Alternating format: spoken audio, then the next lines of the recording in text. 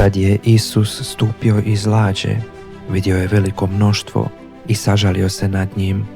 Bili su kao ovce bez pastira, pa ih je počeo poučavati mnogo toga. U sumrak su mu učenici prišli i rekli: ovo je pusto mjesto, a već je i kasno. Reci im da pođu da još stignu u okolna mjesta i sela kupiti si nešto za jelo.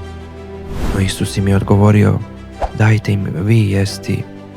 Učenici su mu rekli: zar imamo 200 denara da im kupimo kruha i damo im jesti? On im je odgovorio: koliko kruhova imate? Idite i vidite. Kad su pogledali, rekli su: 5 kruhova i 2 ribe. Isus im je zapovjedio da svim ljudima kažu neka u skupinama posjedaju na zelenu travu. Sjeli su u skupinama od po 100 i od po 50 ljudi. Uzeo je 5 kruhova i 2 ribice, pogledao u nebo i izrekao blagoslov Bogu. Razlomio je kruhove i dao ih učenicima da podijele ljudima. Potom je svima razdijelio i 2 ribe.